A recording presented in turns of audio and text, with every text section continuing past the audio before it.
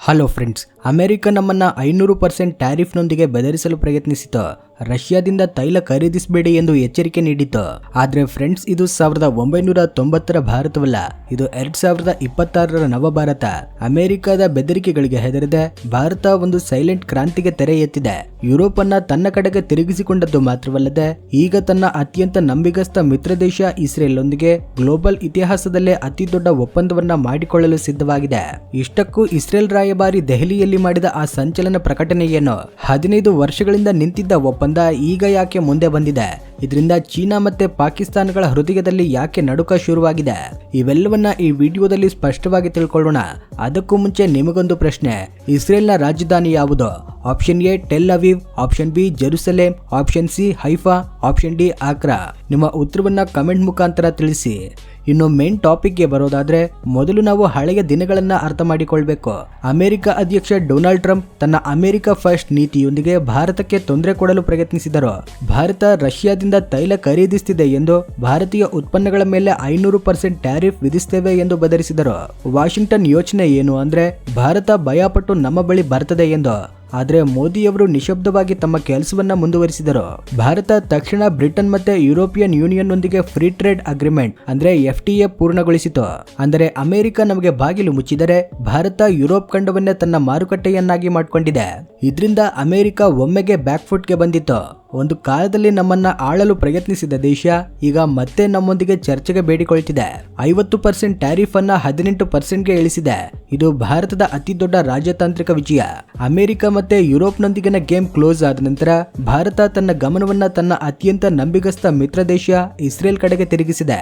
ಭಾರತ ಮತ್ತೆ ಇಸ್ರೇಲ್ ನಡುವಿನ ರಾಜತಾಂತ್ರಿಕ ಸಂಬಂಧಗಳು 1992ರಲ್ಲಿ ಪೂರ್ಣ ಪ್ರಮಾಣದಲ್ಲಿ ಪ್ರಾರಂಭವಾದವು. ಆದ್ರೆ 2014ರ ನಂತರ ಈ ಬಂಧ ಮತ್ತೊಂದು ಹಂತಕ್ಕೆ ತಲುಪಿತ್ತು.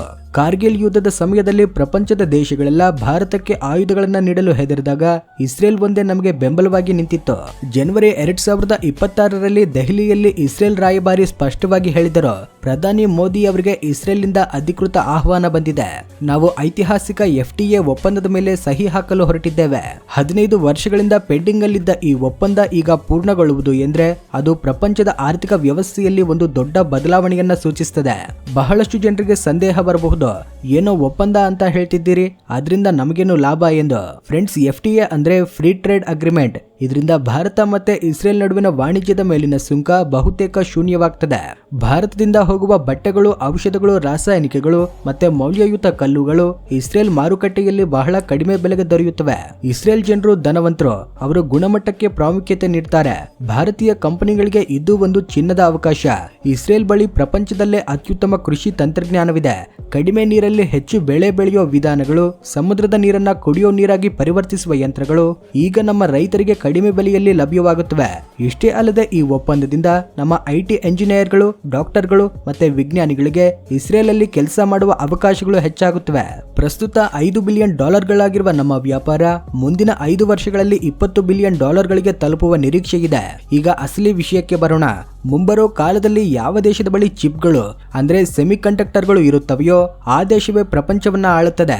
ನಿಮ್ಮ ಮೊಬೈಲ್ ಫೋನಿಂದ ಕಾರುಗಳವರೆಗೂ, ಮಿಸೈಲ್ಗಳಿಂದ ಸ್ಯಾಟಲೈಟ್ಗಳವರೆಗೂ ಎಲ್ಲವೂ ಈ ಚಿಪ್ಗಳ ಮೇಲೆಯೇ ನಡೆಯುತ್ತವೆ. ಪ್ರಸ್ತುತ ಇದರ ಮೇಲೆ ಚೀನಾ ಮತ್ತೆ ತೈವಾನ್ನದ್ದೇ ಆಧಿಪತ್ಯ ಇದೆ. ಭಾರತ ಈಗ ಇದಕ್ಕೆ ಅಂತ್ಯಗೀತೆ ಹಾಡಲಿದೆ. ಇಸ್ರೇಲ್ನ ಟವರ್ ಸೆಮಿ ಕಂಡಕ್ಟರ್ ಮತ್ತೆ ನಮ್ಮ ದೇಶದ ಅದಾನಿ ಗ್ರೂಪ್ ಒಟ್ಟಾಗಿ ಮಹಾರಾಷ್ಟ್ರದಲ್ಲಿ 80,000 ಕೋಟಿ ರೂಪಾಯಿಗಳ ಭಾರಿ ಸೆಮಿ ಕಂಡಕ್ಟರ್ ಪ್ಲಾಂಟ್ ಅನ್ನ ಸ್ಥಾಪಿಸುತ್ತಿವೆ. ಇದು ಕೇವಲ ಒಂದು ಫ್ಯಾಕ್ಟರಿ ಅಲ್ಲ, ಇದು ಚೀನಾದ ಗಂಟಲ ಮೇಲೆ ಇಟ್ಟ ಕತ್ತಿ. ಚೀನಾ ತನ್ನ ಚಿಪ್ಗಳ ಮೂಲಕ ಪ್ರಪಂಚವನ್ನ ಬ್ಲಾಕ್ ಮೇಲ್ ಮಾಡಲು ಪ್ರಯತ್ನಿಸುತ್ತಿದೆ. ಆದ್ರೆ ಭಾರತದಲ್ಲಿ ಈ ಪ್ಲಾಂಟ್ ಶುರುವಾದ್ರೆ ಚೀನಾದ ಆಧಿಪತ್ಯ ಒಂದೇ ದಿನದಲ್ಲಿ ಕುಸಿಯುತ್ತೆ. ಇಲ್ಲಿಯವರೆಗೆ ಭಾರತ ಎಂದ್ರೆ ಇಸ್ರೇಲ್ಗೆ ಕೇವಲ ಒಬ್ಬ ಗ್ರಾಹಕ ಮಾತ್ರ. ನಾವು ಆಯುಧಗಳನ್ನ ಖರೀದಿಸುವವರು. ಆದ್ರೆ 2026ರ ಒಪ್ಪಂದದ ಪ್ರಕಾರ ಇನ್ಮುಂದೆ ನಾವು ಆಯುಧಗಳನ್ನ ಖರೀದಿಸುವುದಿಲ್ಲ, ನಾವು ಒಟ್ಟಾಗಿ ಆಯುಧಗಳನ್ನ ತಯಾರಿ ಮಾಡ್ತೇವೆ. ಇದನ್ನ ಜಾಯಿಂಟ್ ವೆಂಚರ್ ಅಂತ ಕರೀತಾರೆ. ಅಂದ್ರೆ ಇಸ್ರೇಲ್ ತನ್ನ ತಂತ್ರಜ್ಞಾನವನ್ನ ಭಾರತಕ್ಕೆ ನೀಡ್ತದೆ, ಆಯುಧಗಳು ನಮ್ಮ ದೇಶದಲ್ಲೇ ತಯಾರಾಗುತ್ತವೆ. ಇದರಿಂದ ಮೊದಲ ಲಾಭ ಏನಂದ್ರೆ ನಮಗೆ ಸ್ಪೇರ್ ಪಾರ್ಟ್ ಗಾಗಿ ವಿದೇಶಗಳ ಕಡೆ ನೋಡ್ಬೇಕಾಗಿಲ್ಲ. ಎರಡನೇ ಲಾಭ ಏನಂದ್ರೆ ನಾವು ತಯಾರಿಸಿದ ಆಯುಧಗಳನ್ನ ಬೇರೆ ದೇಶಗಳಿಗೆ ಮಾರಿ ಸಾವಿರಾರು ಕೋಟಿ ರೂಪಾಯಿಗಳನ್ನ ಸಂಪಾದಿಸಬಹುದು. ಪಾಕಿಸ್ತಾನ್ ಗಡಿಯಲ್ಲಿ ನಿಲ್ಲುವ ಅತ್ಯಾಧುನಿಕ ಡ್ರೋನ್ಗಳು, ರಾಡಾರ್ ಸಿಸ್ಟಮ್ಗಳು ಈಗ ಇಸ್ರೇಲ್ ತಂತ್ರಜ್ಞಾನದೊಂದಿಗೆ ಭಾರತದಲ್ಲೇ ತಯಾರಾಗುತ್ತವೆ. ಇದನ್ನ ಕೇಳಿದ ರಾವಲ್ಪಿಂಡಿ ಅಂದ್ರೆ ಪಾಕಿಸ್ತಾನ್ ಆರ್ಮಿ ಹೆಡ್ ಕ್ವಾರ್ಟರ್ಸ್ ಅಲ್ಲಿ ಈಗ ನಡುಕ ಶುರುವಾಗಿದೆ. ಚೀನಾ ತನ್ನ ಬೆಲ್ಟ್ ಅಂಡ್ ರೋಡ್ ಅಂದ್ರೆ BRI ಪ್ರಾಜೆಕ್ಟ್ ಮೂಲಕ ಪ್ರಪಂಚವನ್ನ ತನ್ನ ಮುಷ್ಟಿಯೊಳಗೆ ತೆಗೆದುಕೊಳ್ಳಲು ಪ್ರಯತ್ನಿಸುತ್ತಿದೆ. ಅದಕ್ಕೆ ಪ್ರತಿವಿರೋಧವಾಗಿ ಭಾರತ ಮತ್ತೆ ಇಸ್ರೇಲ್ ಒಟ್ಟಾಗಿ IMEC ಅಂದ್ರೆ India middle East Europe economic corridor ಅನ್ನ ನಿರ್ಮಿಸುತ್ತಿವೆ.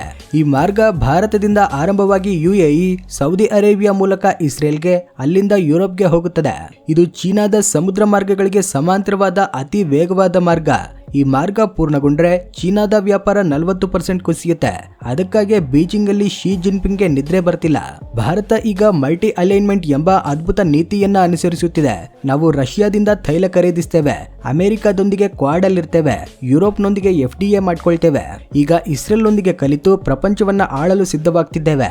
ಭಾರತ ಈಗ ಯಾರಿಗೂ ಭಯಪಟ್ಟು ತನ್ನ ನಿರ್ಣಯಗಳನ್ನ ಬದಲಾಯಿಸುವ ಸ್ಥಿತಿಯಲ್ಲಿಲ್ಲ. ನಾವು ನಮ್ಮ ರಾಷ್ಟ್ರೀಯ ಪ್ರಯೋಜನಗಳಿಗೆ ಮೊದಲ ಪ್ರಾಮುಖ್ಯತೆ ನೀಡುತ್ತಿದ್ದೇವೆ. ಅಮೆರಿಕದ ಬೆದರಿಕೆಗಳು ನಮ್ಮನ್ನ ತಡೆಯಲಾರವು, ಚೀನಾದ ಕುತಂತ್ರಗಳು ನಮ್ಮನ್ನ ಅಡ್ಡಿಕೊಳ್ಳಲಾರವು. ಭಾರತ ಮತ್ತೆ ಇಸ್ರೇಲ್ನ ಈ ಸಂಬಂಧ ಕೇವಲ ಎರಡು ದೇಶಗಳ ನಡುವಿನ ಸ್ನೇಹ ಮಾತ್ರವಲ್ಲ, ಇದು ಪ್ರಪಂಚದ ಶಾಂತಿ ಮತ್ತೆ ಸ್ಥಿರತೆಗೆ ಒಂದು ಗ್ಯಾರಂಟಿ. ಒಂದ್ ಕಡೆ ಇಸ್ಲಾಮಿಕ್ ಉಗ್ರವಾದವನ್ನ ತಡೆಯುವಲ್ಲಿ, ಮತ್ತೊಂದ್ ಕಡೆ ಆರ್ಥಿಕವಾಗಿ ಬೆಳೆಯುವಲ್ಲಿ ಈ ಎರಡೂ ದೇಶಗಳ ಗತ್ತು ಪ್ರಪಂಚದ ರಾಜಕೀಯವನ್ನ ತಿರುಗಿಸುತ್ತಿದೆ.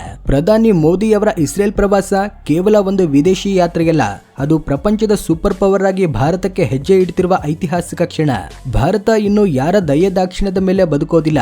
ಪ್ರಪಂಚವೇ ಭಾರತದ ಮಾರುಕಟ್ಟೆಗಾಗಿ ಕ್ಯೂ ಕಟ್ಟುತ್ತದೆ. ಇಸ್ರೇಲ್ ನೀಡುವ ಅತ್ಯಂತ ಮೌಲ್ಯಯುತ ತಂತ್ರಜ್ಞಾನ ಕೇವಲ ಆಯುಧಗಳಲ್ಲ, ಅದು ನೀರು.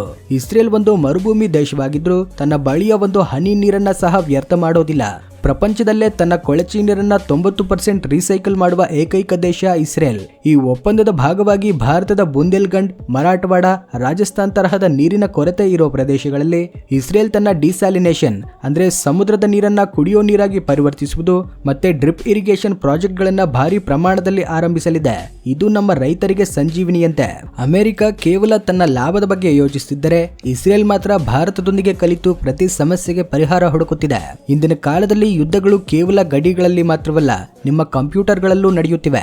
ಚೀನಾ ಮತ್ತೆ ಪಾಕಿಸ್ತಾನ್ ನಿರಂತರವಾಗಿ ಭಾರತದ ವಿದ್ಯುತ್ ಗ್ರಿಡ್ಗಳು ಮತ್ತೆ ಬ್ಯಾಂಕಿಂಗ್ ವ್ಯವಸ್ಥೆಗಳ ಮೇಲೆ ಸೈಬರ್ ದಾಳಿಗಳನ್ನ ನಡೆಸುತ್ತಿವೆ. ಇಸ್ರೇಲ್ನ ವಿಶ್ವ ಪ್ರಸಿದ್ಧ ನಿಗಾ ಸಂಸ್ಥೆ ಮೊಸಾದ್ ಮತ್ತೆ ಭಾರತದ ರಾ ನಡುವೆ ಈಗ ಒಂದು ರಹಸ್ಯ ಒಪ್ಪಂದ ಕುದುರಿದೆ. ಇದರಿಂದ ಚೀನಾ ಹ್ಯಾಕರ್ಗಳು ನಮ್ಮ ಡೇಟಾವನ್ನ ತಾಕುವುದು ಕೂಡ ಅಸಾಧ್ಯವಾಗ್ತದೆ. ಇಸ್ರೇಲ್ ತನ್ನ ಅತ್ಯಂತ ಶಕ್ತಿಶಾಲಿ ಸೈಬರ್ ಡಿಫೆನ್ಸ್ ವ್ಯವಸ್ಥೆಗಳನ್ನ ಭಾರತಕ್ಕೆ ಒಪ್ಪಿಸುತ್ತಿದೆ.